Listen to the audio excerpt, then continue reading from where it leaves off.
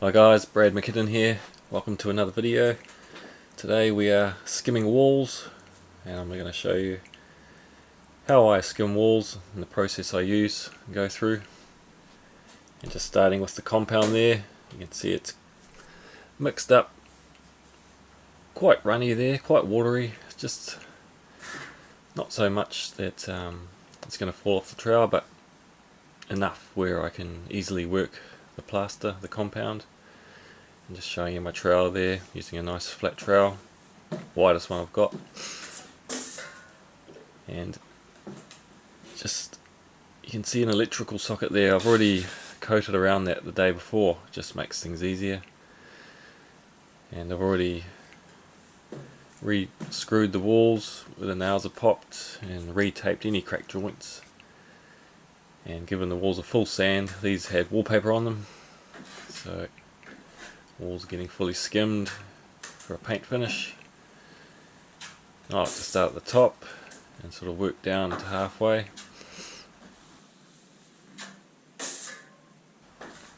You can see there I'm just rolling the trowel in my hand with the compound on it.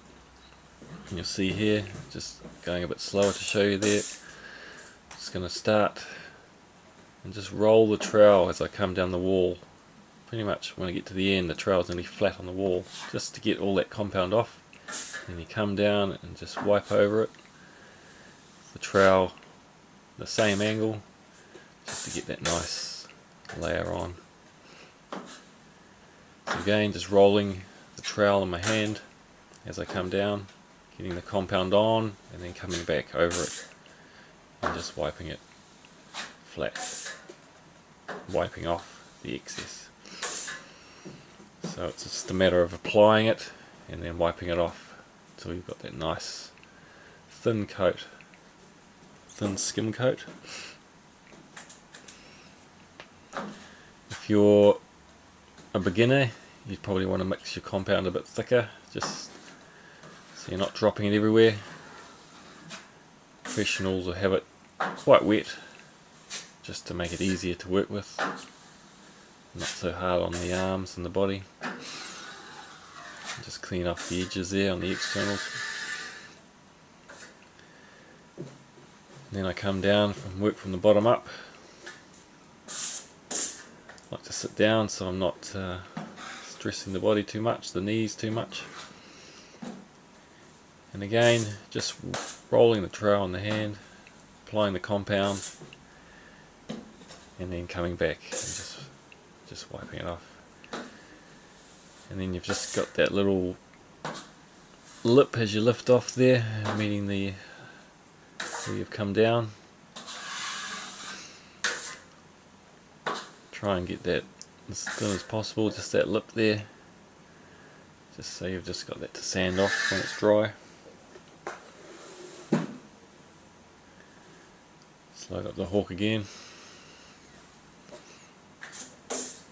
apply to the trowel and just roll the trowel as you work your way up, just getting that compound on the wall.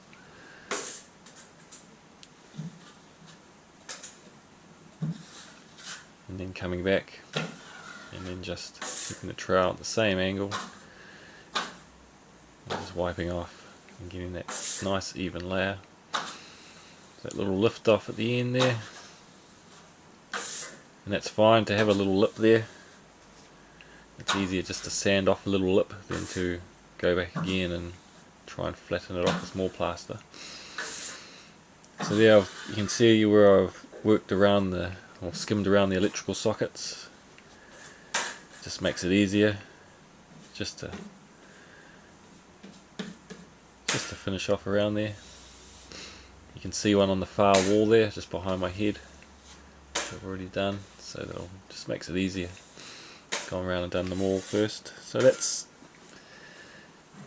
that all done.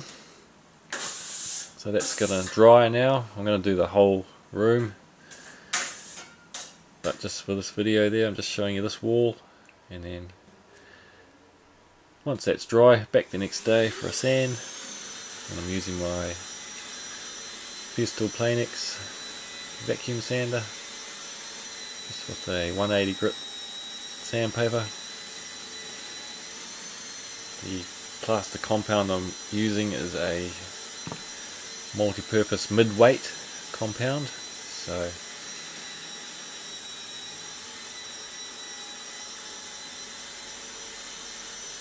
sets pretty hard, dries pretty hard, but still got that nice bit of play for the not so hard in the sanding.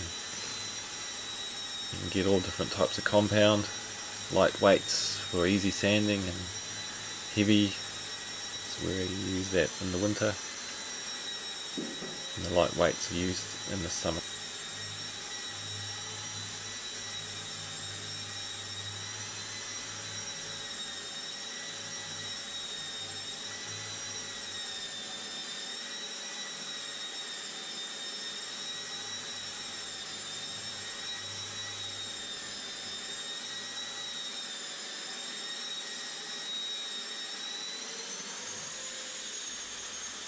So after I've given it a sand with the machine, I just like to go around the edges.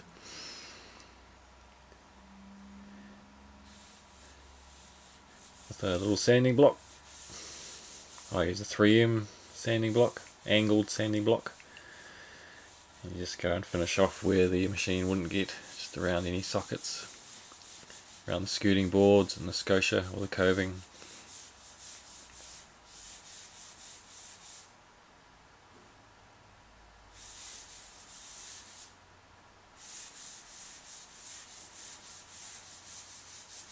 Just clean off that external corner there, any excess compound.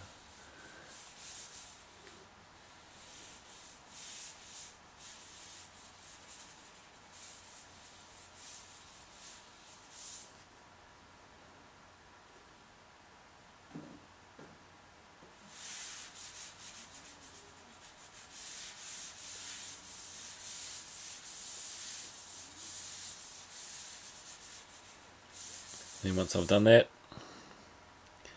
just using a LED light,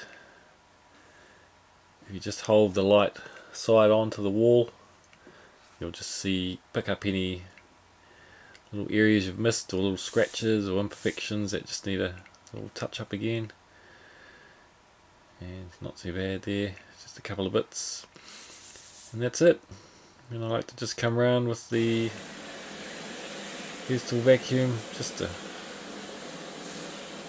clean up any dust that's got left behind from just the sponge. And that room's done now, ready for painting. Yeah, so I hope you enjoyed this one. Stay tuned for more, and I'll see you on the next one. Thanks for watching.